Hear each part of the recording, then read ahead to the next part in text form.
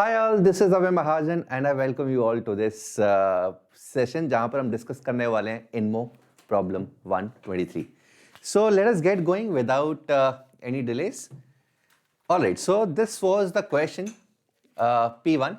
Let S be a finite set of positive integers.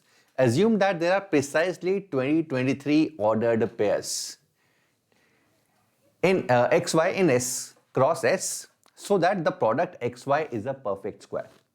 Prove that one can find at least 4 distinct elements in S so that none of their pairwise products is a perfect square. तो ऐसे prove करना है कि ऐसे 4 distinct elements होंगे so that xy का product एक perfect square नहीं है, given that उस set में exactly some number of elements हैं, but ordered pairs of xy is exactly 23 such that the product is perfect square. तो एक example भी दिया उन्होंने. Let S is 1 to 4 if S contains 3 elements 1 to 4. So there are exactly 5 ordered pairs such that x into y is a perfect square. So again 1, 1, 2, 2, 4, 4 तो होंगे ही होंगे. इसके अलावा 1, 4 and 4, 1. So I think this is a very intelligent example which is not just giving out a lot of details. ठीक है, एक गंदा example भी हो सकता था. For example if the example would be से 149, this would be a very bad example and this would diverge out a lot of details, but 1 to 4 is a perfect example. अब जैसे ही ये क्वेश्चन देखा तो सबसे पहले थॉट क्या क्या आ सकते हैं. Basically precise thought is PHP. ठीक है, पिजन होल प्रिंसिपल का क्वेश्चन है बिकॉज इस तरह के question normally pigeon hole principle से सॉल्व करते हैं. बट अगेन अगर if you look deeper and try to find out more such examples, you'll find कि यार ये थोड़ा सा या तो ग्राफ से या फिर इक्विवेलेंस रिलेशंस या इक्विवेलेंस क्लास से हम इसको बहुत इजीली क्रैक कर सकते थे. एंड सो लेट अस सी किस तरीके से इसको कर सकते हैं. तो बेसिकली ग्राफ वाला जो सोल्यूशन है एंड इक्विवेलेंस रिलेशन वाला सोल्यूशन है, एंड नॉर्मली इक्विवेलेंस रिलेशन नहीं भी यूज करना चाहते हो, इसको अगर क्लास वाइज ब्रेक कर सकते हो. ये एग्जैक्टली सेम ही चीज है एंड उसको अलग अलग लैंग्वेजेस के अंदर बोला जा रहा है. तो हम दोनों से एक बार करके कोशिश करते हैं. सो गाइस यहां पर एक चीज जो देखने वाली है कि यहां पर ये बोल रहा है कि there are 4 such distinct elements in S so that none of their pairwise products is a perfect square. pairwise products perfect square नहीं है. इसका मतलब हो सकता है कि यहां पर अलग अलग क्लासेस ऑफ इंटीजर्स हैं. ठीक है, एंड कुछ सेट ऑफ इंटीजर्स एक क्लास के अंदर डालने पड़े. फॉर एग्जांपल अगर मैं बोलूं 149, अगर मैं 149 की पे देखता हूं, 149 इज वन सच एग्जांपल जहां पर any element with any other element will become a part of S cross S. ठीक है, सो अगर मैं R एक रिलेशन डिफाइन करता हूं, R is a relation in S such that A comma B belongs to R implies A into B is a perfect square. अब देखो अगर R में ये 3 एलिमेंट्स है 149, तो यहां पर क्या ना से एवरी एलिमेंट 1 1 4 4 9 9 1 4 4 1 1 9 9 1 4 9 एंड 9 4, ये सारे के सारे एलिमेंट्स आपस में would become a part of this relation. Can we extend this? अगर 3 की जगह 4 होते हैं, कहने से अगर 149 की जगह यहां पर 16 भी होता तो कुछ एलिमेंट्स और ऐड हो जाते. यहां पर भी सेम चीज होती, because every element when connected to any other element उसका ordered pair will always be a part of S. ठीक है, तो यहां पर 16 भी आ जाता, यहां पर 1 16 16 1 4 16 16 4 9 16 16 9 और ऐड हो जाते. ठीक है, और ऐड हो जाते. तो बेसिकली देयर वुड बी कितने ऑर्डर्ड पेयर्स? 16 सच ऑर्डर्ड पेयर्स. अदरवाइज जब 149 थे तो देवर 9 सच ordered pairs. 9 such ordered pairs. So can I say this is just one class? Let us think of any other class. So again, if I think of a class 2, जहां पर मैं चाह रहा हूं कि यार कोई भी एलिमेंट मैं यहां पे डालूं, उसका ordered pair with 2 always becomes a perfect square. Now 2 is 2 into 1 square. Now can I say एक एलिमेंट ऐसा, for example 8 is one such element कि 2 into 8 कर दो, 2,8 कर दो, 8,2 कर दो, this would always become a part of R, ठीक है। And 8 incidentally is 2 into 2 square. Likewise अगर मैं 2 into 3 स्क्वायर वाला एलिमेंट डालता हूं, 2 into 3 square is 18, so this would also be a part of this class, because अब यहां पर 18 का किसी से भी एक ऑर्डर पेयर डालो, ठीक है। सो कैन आई से 2,18, 18,2, 8,18, 8,8, 18,8. So basically any element with its any other element of this particular set would be a part of R, would be a part of this particular relation. यहां पर अगर मैं 2 into 4 square भी extend कर दूं तो ये 32 बन जाता है। अब यहां पर देखो 32 का किसी से भी ऑर्डर पेयर, किसी के भी ऑर्डर पेयर 32 से would be a part of R. And यहां पर एक और चीज है देखने वाली, सिंस यहां पर basically this was of the form 1 into a square, this is of the form 2 into b square, 1 into a square, 2 into b square, ठीक है। 2 into a स्क्वायर बोल दो, 2 into b स्क्वायर बोल दो। यहां पर सोचने वाली बात यह है और इंपॉर्टेंट बात यह है कि इसका कोई भी एलिमेंट और इसका कोई भी element would not be a part of R, ठीक है। 1,2 will not be a perfect square because 1 into a square, 2 into b square, 1 into 2b square is not going to be a perfect square. आ रही बात समझ में?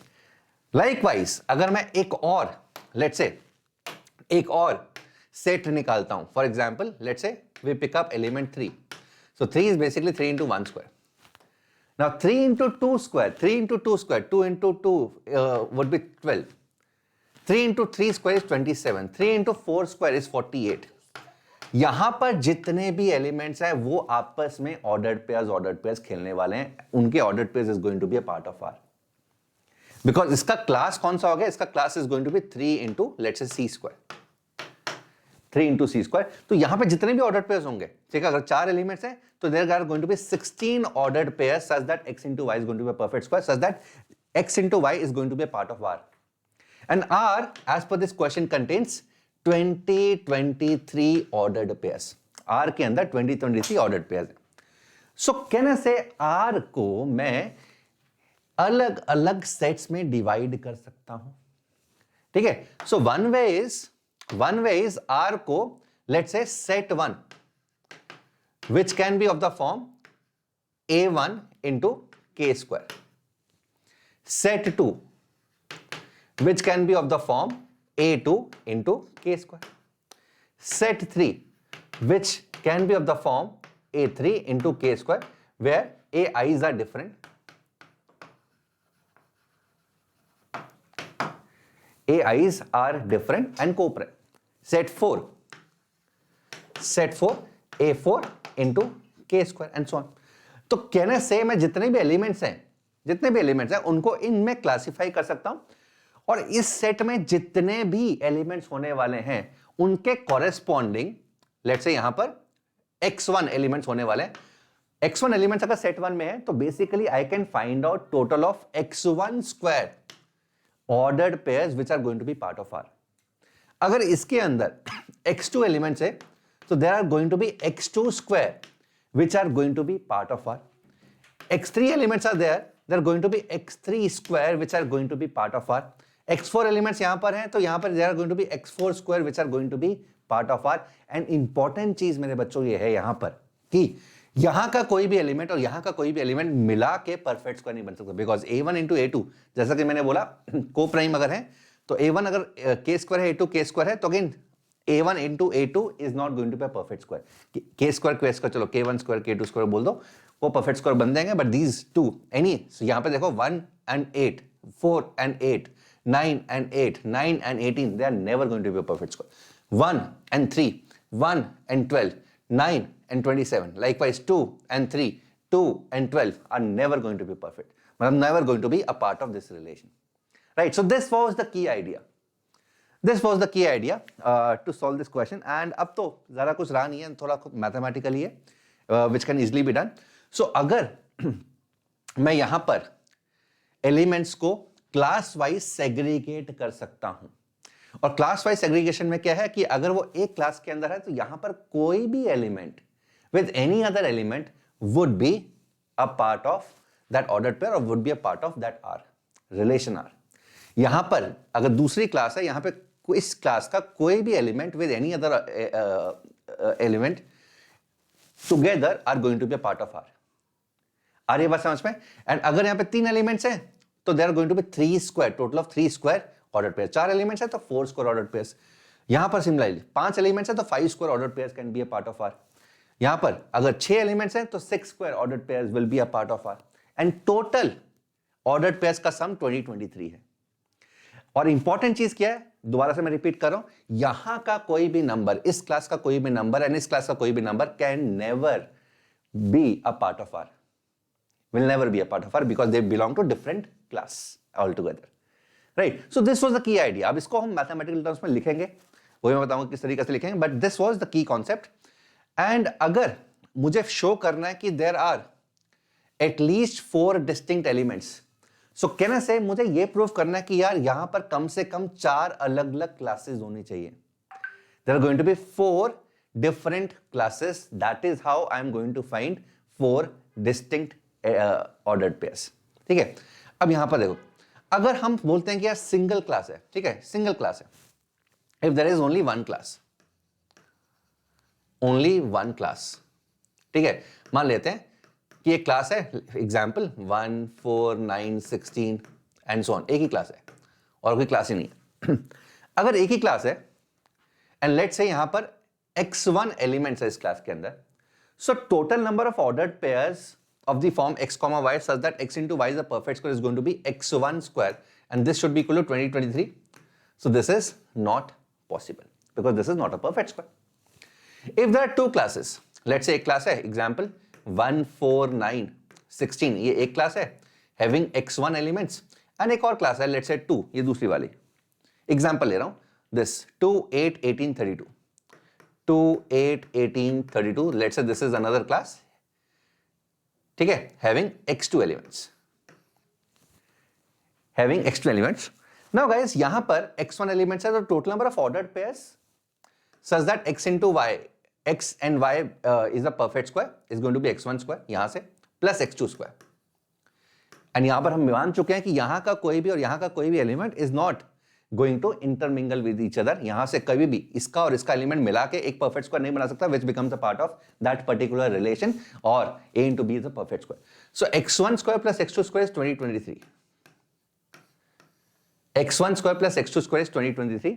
So मुझे prove करना कि ये भी पॉसिबल नहीं है, बिकॉज अगर ये पॉसिबल होता है तो अगेन कैन आई से यहां से अब हम निकाल सकते हैं यहां से, ठीक है, अगर ऐसा है तो एक ordered pair, 2 ordered pair, 3 ordered pair, 4 ordered pair तो निकाल सकते हैं. वन कैन फाइंड, तो यहां से निकाल सकते हैं at least 4 distinct elements, sorry 4 distinct elements in ऐसे, 4 डिस्टिंक्ट एलिमेंट्स इन ऐसे. तो basically I need to prove that this is not possible. Now 2023 is 3 mod 4, 3 mod 4, और ये मुझे पता है xi square is equivalent to 0,1 mod 4. किसी भी नंबर का स्क्वायर या तो 0 mod 4 होगा या फिर 1 mod 4 होगा. तो अगेन 0 mod 4, 1 mod 4 कभी भी मिला के 3 mod 4 नहीं बन पाएगा. This is also not possible, this is also not possible.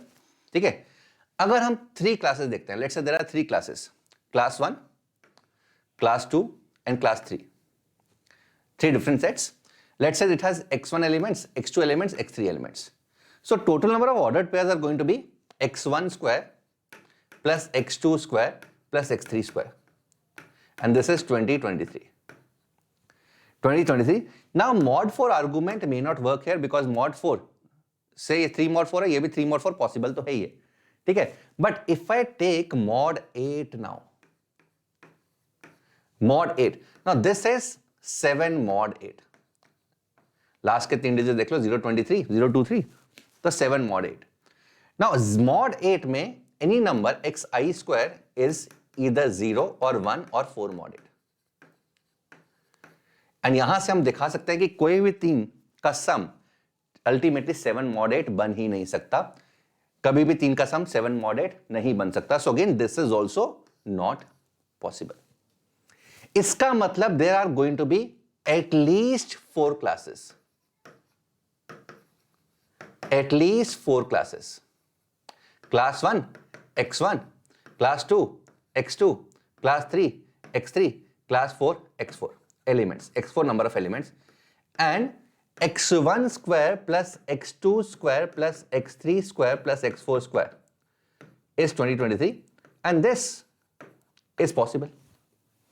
ये पॉसिबल नहीं है, तो अगर ये पॉसिबल नहीं इसका मतलब 4 क्लासेस हैं या 4 से ज्यादा क्लासेस हैं, 4 से ज्यादा क्लासेस या कभी ना कभी तो पॉसिबल होगा, 3 में पॉसिबल नहीं है तो 4 में पॉसिबल है. अगर ये पॉसिबल है, 4 या 4 से ज्यादा पॉसिबल है, तो again I can find at least 4 distinct elements in S और हर में कम से कम एक एलिमेंट डाल सकता हूं. x1 xi is greater than equal to 1, ठीक है, बिकॉज अगर कोई भी 0 हो गया तो ये वाला केस बन जाएगा. Every xi is at least 1, x1 x2 x3 x4 every xi is at least 1, कम से कम एक एलिमेंट तो है. तो अगर ये 4 एलिमेंट्स हैं तो यार ये 4 एलिमेंट्स के अल्टीमेटली कभी भी pair wise product can never be a perfect square. ठीक है, x1 x2 x1 x3 x1 x4 x2 x3 x2 x4 x3 x4 can never be a perfect square. So this was what I had to prove and I had proved कि यार यहाँ पे 4 different classes, minimum 4 classes होंगी, 4 से कम classes हैं तो ऐसा possible ही नहीं.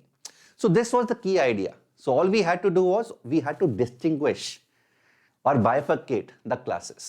ठीक है, and ये एक क्लिक क्वेश्चन था काफी हद तक एंड एक एग्जांपल दिया होता which was not just enough and I thought this was a beautiful example which is not divulging a lot of details to the students and अगर एग्जांपल कुछ ऐसा होता 149 वाला होता तो शायद काफी हिंट मिल जाता कि 149 के अंदर 9 ऑर्डर्ड पेयर्स हैं.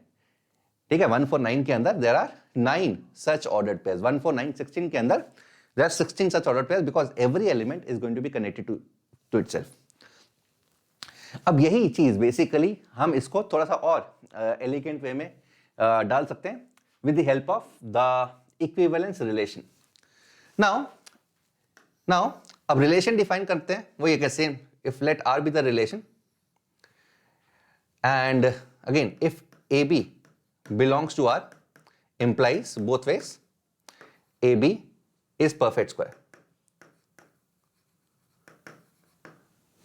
ठीक है, कहने से पहले तो R is equivalence relation. R is going to be an equivalence relation. क्यों? Because एक तो A comma A is always going to belong to R because A into A is going to be a perfect square. AB अगर R को belong करता है then BA also belongs to R and clearly AB अगर R को belong करता है and BC भी R को बिलोंग करता है then AC is also going to belong to R. AC भी R को बिलोंग करेगा, ऑब्वियसली बात है ना. AB अगर K1 स्क्वायर है, BC अगर K2 स्क्वायर है, तो A into C into B square is equal to K1 square into K2 square and हमें पता है AC is going to be K1 into K2 by B whole square and clearly this is an integer. Integer है, हमें पता है A and C are going to be integers, so this is also going to be integer and this is the perfect square also, right? So AC is also going to be perfect square.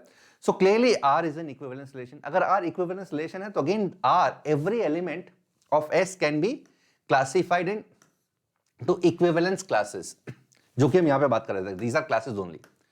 Equivalence classes, let's say class 1, class 2, class 3. And यहाँ पे define करने की जरूरत नहीं है class 1 किस तरीके से, हम तो यहाँ पर थोड़ा सा और डीप चले गए थे पहले. तो again if there are several classes, let's say this class contains x1 elements, x2 elements, x3 elements, class 4 x4 elements, तो sigma xi square is going to be equal to 2023.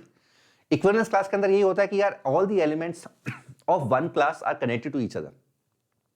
ठीक है, एंड अगर इसमें कोई एलिमेंट है, इसमें कोई element है, यहां पे कोई भी दो एलिमेंट्स आपस में कनेक्ट नहीं हो पाएंगे. So this is the basic idea of equivalence class. ठीक है, एग्जैक्टली सेम चीज. ठीक है, but if you know the concept of relation and equivalence relation तो यहां पे थोड़ा सा और जल्दी इसकी तरफ पहुंच जाता है. तो you did not get into the details कि किस तरीके से हम बाइफरकेट कर रहे हैं.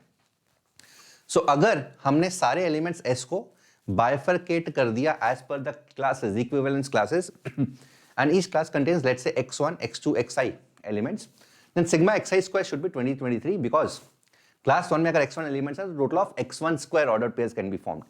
class 2 में x2 अगर elements है तो x2 square ordered pairs can be formed which belongs to R, x3 square and so on. and हमें पता है अगर मुझे प्रूव करना है at least 4 distinct elements in a so that none of the pairwise product is a perfect square. तो basically मुझे 4 ऐसे एलिमेंट चाहिए so that I can prove that वो आपस में connected नहीं है. So that means I need to prove that there are at least 4 equivalence classes. ठीक है, तो x1 square plus x2 square plus x3 square to xn square is equal to 2023 और मुझे प्रूव करना है कि n का वैल्यू 4 या 4 से बड़ा है, and again which can be easily proved using congruence. So this was the basic idea guys, and hope you've understood this idea, and काफी लोगों ने ये आइडिया एग्जाम में लगा लिया. इमीडिएटली क्लिक नहीं करता. स्टार्टिंग में मैंने बताया कि जैसा कि बहुत सारे बच्चों ने भी फील किया कि ये क्वेश्चन पीएचपी का लग रहा था, बट अगेन अगर तुम थोड़ा सा डीप डाउन करोगे तो ये क्लास वाइज सेग्रीगेशन का क्वेश्चन था. And hope you enjoyed this particular solution. This is my Telegram ID guys, and you can always write to me if you want to share any other idea related to this particular question, and I'll definitely share the feedback. Alright guys, so that is it. Hope you've enjoyed, and do subscribe to this channel. And again, this is a mission which we are fighting for. Take care. God bless you. Bye.